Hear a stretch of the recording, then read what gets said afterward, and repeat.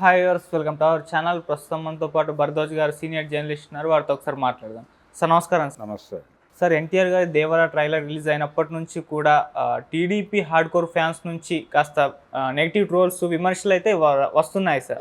Social మీడియాలో విపరీతంగా trolling కూడా చేస్తున్నారు. అందులో భాగంగానే ఇప్పుడు ఆ ట్రైలర్లో ఉన్న ఒక డైలాగ్, హీరోయిన్ చెప్పే డైలాగ్ని పట్టుకొని కూడా వాళ్ళు ఒక రకంగా ట్రోల్ చేస్తున్నారు. అందులో హీరోయిన్ డైలాగ్ చెప్తూ ఉంటుంది, వీనికి తండ్రి పోలికలు వచ్చాయి కానీ ఆ రక్తం రాలేదు అని చెప్పేసి.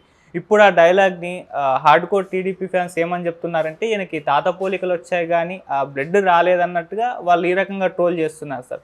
ఎందుకు ఇంతలా జూనియర్ ఎన్టీఆర్ మీద ఈ ట్రోలింగ్ నడుస్తుంది? అసలు మరి దీని ఎఫెక్ట్ ఏమన్నా సినిమా మీద పడే ఛాన్స్ ఉందంటారా సార్? సినిమా మీద ఇలాంటి ట్రోల్స్ ప్రభావం పడే అవకాశం ఏం లేదు. ఈ ట్రోల్స్ మంచే చేస్తుంది ఆ సినిమాకి.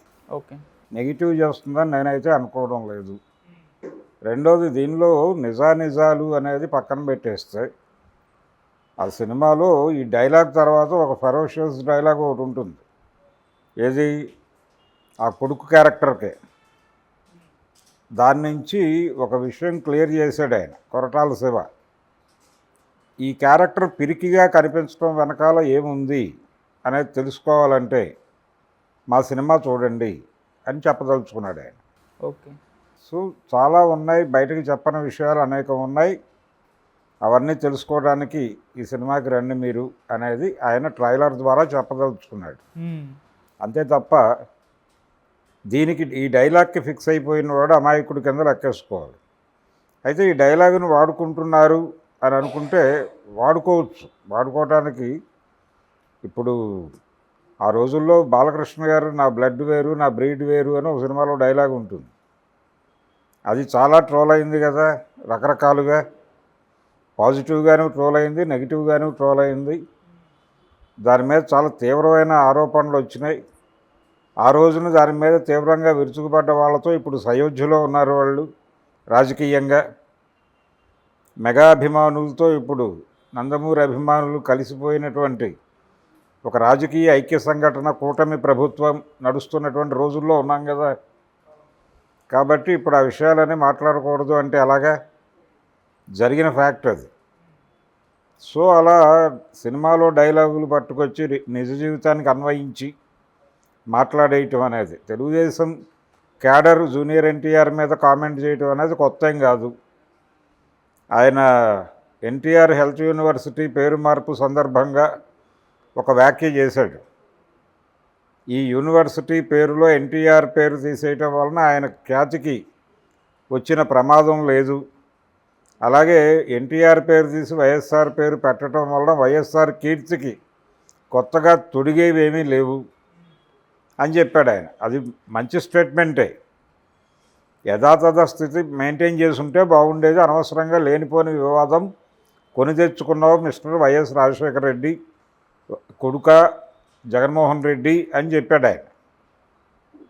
అది చాలా మంచి స్టేట్మెంట్ ఆయన ఇచ్చింది. ఎవరు? జూనియర్ ఎన్టీఆర్ ఇచ్చింది. కానీ జగన్మోహన్ రెడ్డిని టార్గెట్ చేసి తిట్టలేదు అనేటువంటి ఒక దుగ్ధతోనే అనాలి దాన్ని.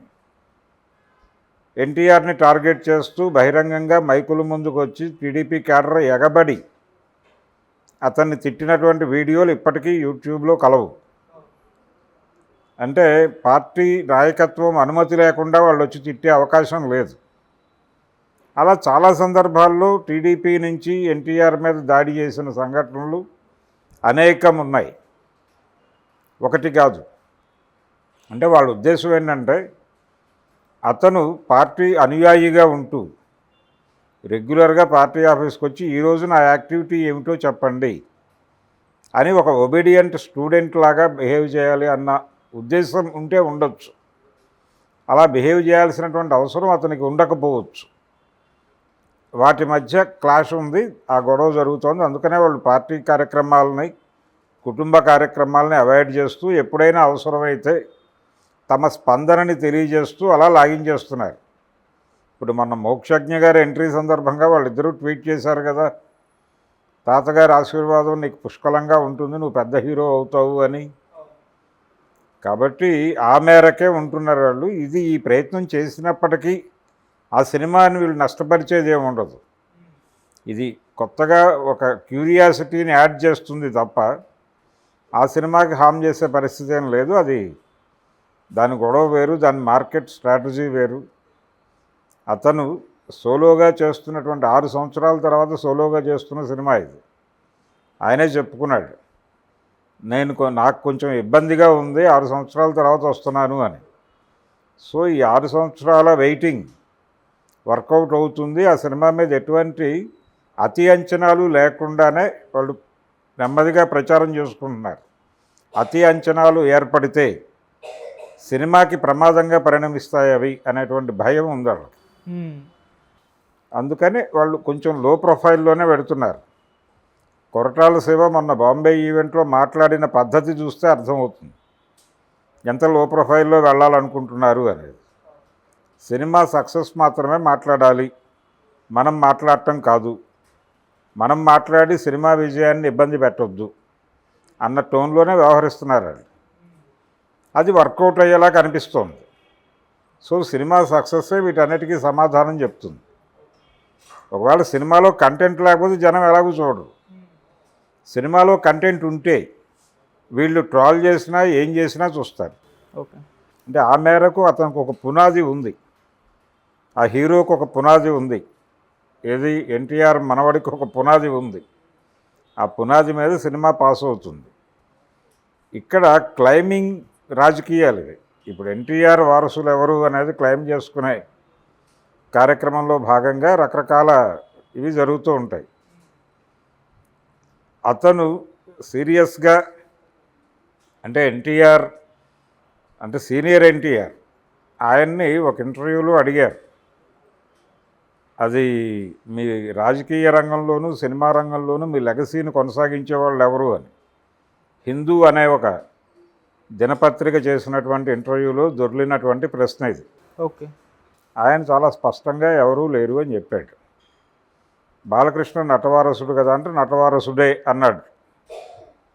నటవారసుడే అని చెప్తూ నాకు సంబంధించి సినిమాకి నాకు సంబంధించి చాలా విషయాలు ఉన్నాయి, చాలా లింకులు ఉన్నాయి. ఆ వాటన్నిటికీ అతను వారసుడని నేను అనుకోవడం లేదు. అతను నటుడు, నేను నటుడినే కాబట్టి నటవారసుడు అనుకోవచ్చు, అంతవరకే. నా ఇన్ టోటల్ ఎన్టీఆర్ వేరు. ఎన్టీఆర్ అనేవాడు స్క్రిప్ట్ రైటరు, ఎన్టీఆర్ అనేవాడు డైరెక్టర్, ఎన్టీఆర్ అనేవాడు కొన్ని సందర్భాల్లో డైలాగ్ రైటరు. ఇలా బహుముఖమైనటువంటి ప్రజ్ఞ అయింది. అంటే సముద్రాల గారు రాసినటువంటి స్క్రిప్ట్ని కూడా రీరైట్ చేసినటువంటి సందర్భం ఉంది ఆయనకి. అంటే తనకు ఒక పర్స్పెక్టివ్ ఉంది, ఒక క్లియర్ పర్స్పెక్టివ్ ఉంది, ఓకే, ఒక క్లియర్ విజన్ ఉంది. దాని ప్రకారమే అతని సినిమాలన్నీ డిజైన్ అయినాయి. ఆ కోణంలో చూస్తే ఆయన లెగసీని కొనసాగించిన వాళ్ళు ఎవరు కనిపించరు అక్కడ. అది బాలకృష్ణ కాదు, జూనియర్ ఎన్టీఆర్ కూడా కాదు. ఓకే, ఒకసారి రామ్ గోపాల్ వర్మ మాట్లాడుతూ కొన్నిసార్లు నాకు సీనియర్ ఎన్టీఆర్ కంటే జూనియర్ ఎన్టీఆర్ గొప్పోడేమో అనిపిస్తుంది అనే మాట అన్నాడు. అది కూడా పాక్షిక సత్యమే. ఎన్టీఆర్ వేరు, అంటే తెలుగు సినిమా పరిశ్రమలో ఎన్టీఆర్ది అంటే సీనియర్ ఎన్టీఆర్ది ఒక డిఫరెంట్ ఎరా. ఆ టైంలో వాళ్ళు కొంత చదివారు, దాని మీద కథ నడిపారు, ఆ జ్ఞానం మీద కథ నడిపారు వాళ్ళు. ఆ తర్వాత ఆ కంటిన్యూటీ నడవల, ముందుకు ఏ రూపంలోనూ నడవలేదు. కాబట్టి ఆ రోజున పరిస్థితులు, ఆ రోజున వాళ్ళు ఎంటర్ అయ్యేటప్పుడు ఉన్నటువంటి పరిస్థితులు, ఆయనకి 2 బ్యాక్గ్రౌండ్స్ ఉన్నాయి. ఒకటి త్రిపురనేని రామస్వామి ఇన్ఫ్లుయెన్స్ ఉంది ఆయన మీద. మెడ్రాస్ వెళ్ళినప్పుడు యాంటీ హిందీ మూమెంట్ జరుగుతోంది. ఈయన మెడ్రాస్ వెళ్ళిన సమయంలోనే పెరియార్ రామస్వామి ప్రభావం ఉంది. అందుకనే ఆయన చాలా సందర్భాల్లో డైలాగ్ వేసేవాడు ఎంజీఆర్తో, మీకొక రామస్వామి మాకొక రామస్వామి అని. సో తద్వారా ఆయనకి ఒక ఫిలసాఫికల్ అవుట్లుక్ ఉందనే విషయం అర్థమవుతుంది. ఆయన సినిమాల్లో కూడా అది క్లియర్గా ఎస్టాబ్లిష్ చేశాడు ఆయన. ఆ యాంగిల్లో చూస్తే ఆయనకు వారసులు ఎవరూ లేరు. అంటే రాజకీయ రంగంలో కూడా ఆయనది డిఫరెంట్ యాంగిలే. ఆయన పొలిటికల్గా జాతీయ పార్టీలను దూరంగా పెట్టి ఒక ఫెడరల్ ఫ్రంట్ కట్టాలి అనుకున్నాడు. ప్రాంతీయ పార్టీల కూటమిని కేంద్రంలో అధికారంలోకి తీసుకురావడం కోసం తపనపడి ఆ కార్యక్రమాన్ని డిజైన్ చేస్తున్నవాడు ఎన్టీఆర్. అది ఇప్పటికీ సాకారం కాల. అందుకోసం కాశ్మీర్లో ఉన్నటువంటి ఫారూక్ అబ్దుల్లాని కూడా విజయవాడ తీసుకొచ్చి మాట్లాడాడు ఆయన. అలాంటి ఒక ప్రయత్నం చేశాడు. నేషనల్ ఫ్రంట్ ఆయన పుణ్యమే, ఆ తర్వాత ఏర్పడినటువంటి యునైటెడ్ ఫ్రంట్ ఆయన పుణ్యమే. విపి సింగ్ ప్రధాని అవ్వటంలో ఎన్టీఆర్ రోల్ ఉంది. సో జాతీయ రాజకీయాల్లో కూడా ఆయన పాత్ర కొంచెం క్లిష్టమైనటువంటి పాత్ర, భిన్నమైనటువంటి పాత్రే అది ఎన్టీఆర్. దాన్ని కొనసాగించిన వాడు అక్కడ ఎవరూ లేరు రాజకీయాల్లో.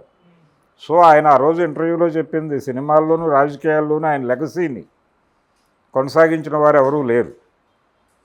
కాబట్టి ఎన్టీఆర్ అంటే ఇప్పుడు జూనియర్ ఎన్టీఆర్ తన పద్ధతిలో తను ఒక నటుడు, ఎస్టాబ్లిష్డ్ ఆర్టిస్టు, అతనికి ఒక స్టార్ స్టేటస్ ఉంది, పాన్ ఇండియా వరల్డ్ మార్కెట్ని అడ్రస్ చేసే కెపాసిటీస్ ఉన్నాయి అతనికి. ఆ కెపాసిటీస్ మీద ఆ సినిమా నడిచిపోతుంది, వీళ్ళ ట్రోల్స్ వలన కాదు. అండ్ సినిమా పరంగా ట్రోల్స్ పక్కన పెడితే సార్, ఎందుకు టీడీపీ వాళ్ళు ఎక్కువగా జూనియర్ ఎన్టీఆర్ గారిని టార్గెట్ చేస్తున్నారు? అంటే రాజకీయ పరంగా ఫ్యూచర్లో ఏమైనా ఇబ్బంది కలిగిస్తాడనా, లేకుంటే ఇప్పుడు టీడీపీకి సపోర్ట్ చేయడం లేదనా?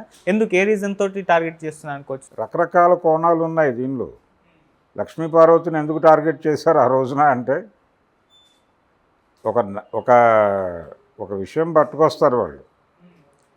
అంటే హరికృష్ణ గారికి ఇతను ఏ విధంగా కుమారుడు అనే దగ్గర ఒక చర్చ మొదలు పెడతారు. అక్కడి నుంచి నడుస్తుంది డ్రామా. అది పక్కన పెట్టేస్తే, ఒకటి అతని వలన అంటే అతనికి ఉన్నటువంటి కెపాసిటీస్ రీత్యా అతను రాజకీయాల్లోకి ఇప్పుడు వచ్చే ఉద్దేశంలో లేడు. ఆల్రెడీ ఒకవేళ వస్తే లోకేష్తో ఇక్కడ స్ట్రగుల్ అవ్వాల్సి ఉంటుంది, అందుకని అతను ఆ ఏరియాలోకి రాడు. రెండోది, అతనికి ఒక ఆఫర్ వచ్చింది గతంలో, భారతీయ జనతా పార్టీతో సన్నిహితంగా ఉంటే అనే ఆఫరు. నేరుగా అమిత్ షానే ఆయన్ని పిలిచి మాట్లాడిన సందర్భంలో అతను చెప్పింది ఇదే, అయ్యా నాకు ఒక పొలిటికల్ బ్యాగేజ్ ఉంది ఇక్కడ, సో నేను అది ఉండగా నేను ఇంకొక లైన్ తీసుకుంటే అది రకరకాల ఇబ్బందులు కొని తెచ్చుకున్నట్టు అవుతుంది, నాకు చాలా సుదీర్ఘమైన కెరియర్ ఉంది, నేను ఇప్పుడు దాన్ని డిస్టర్బ్ చేసుకోవాలని అనుకోవడం లేదు, అందుకని నన్ను వదిలిపెట్టేయండి అని చెప్పాడు ఆయనకి. అందుకనే రాజకీయాలకు దూరంగా ఉంటున్నాడు ఆయన. ఇక్కడ ఆల్రెడీ చంద్రబాబు కుమారుడిని ఎస్టాబ్లిష్ చేయడానికి ఆయన ఒక నేపథ్యం ఎంచుకున్నాడు, ఆ పద్ధతిలో కొనసాగుతోంది అది. అందుకని ఇప్పుడు ఎన్టీఆర్ వచ్చి ఈ ఏరియాలో మళ్ళీ కొత్త గేమ్ ఆడే కండిషన్లో లేడు అతను. ఇది ఇలా నడవని, ఇది మరీ రకరకాలుగా ఇబ్బందుల పాలు అయిపోయినప్పుడు దీని గురించి ఆలోచిద్దామనే మూడ్లో ఉన్నాడు అతను. అతన్ని కొంచెం మొదటి నుంచి కూడా వీళ్ళు దూరంగానే చూస్తున్నారు. ఎన్టీఆర్ సినిమాల మీద ఎన్టీఆర్ ట్రస్ట్ నుంచి బ్యాడ్ ప్రాపగాండా జరగటం నాకు తెలుసు. కాబట్టి వాళ్ళు మొదటి నుంచి అతని పట్ల ఒక భిన్నమైన ధోరణే అవలంబిస్తారు. పైగా చంద్రబాబుకి రిలేటివే అతను ఒక రకంగా. ఏది హరికృష్ణ కుమారుడిగా మాత్రమే కాదు, ఆయన మేనకోడలి కుమార్తెనే ఆయన పెళ్లి చేసుకుంది. చంద్రబాబు గారి మేనకోడలు కుమార్తెనే ఆయన పెళ్లి చేసుకుంది జూనియర్ ఎన్టీఆర్. సో ఆ విధంగా ఒక రిలేషన్ ఉంది వాళ్ళకి. ఇన్ని విధాలుగా రిలేషన్ ఉన్నప్పటికీ అతన్ని కొంచెం జాగ్రత్తగా హ్యాండిల్ చేయాలి, హ్యాండిల్ విత్ కేర్ అనేటువంటి ప్రోడక్ట్ అది అనే విషయం చంద్రబాబుకు తెలుసు. ఓకే, అందుకని హ్యాండిల్ విత్ కేర్గానే చూస్తాడు. మొన్న ఆయన ఏపీకి విరాళం ప్రకటించినప్పుడు థ్యాంక్ యూ బావా అన్నాడుగా లోకేష్ ట్వీట్ చేసి, అలాగే చంద్రబాబు గారు కూడా ప్రస్తావించాడుగా, ఆయన ప్రస్తావన చేశాడుగా. ఆ మేరకు ఉంటారు అంతే, ఆ మేరకు మాత్రమే నడుస్తుంది అది. ఇతర ఏరియాల్లో కొంచెం అతిగా పెడితే ఏదైనా ప్రమాదం వస్తుందా అనేది ఇతని వైపు నుంచి కాదు, ఇతని మీద ఆయనకున్నటువంటి అంచనాల్లో నుంచి కలిగించే భయం అది. అదే భయం తెలుగుదేశం శ్రేణుల్లో కూడా ఉంది. అందుకని వాళ్ళు కూడా చాలా జాగ్రత్తగా హ్యాండిల్ చేస్తారు ఈ విషయాన్ని. కొంచెం దూకుడుగా అప్పుడప్పుడు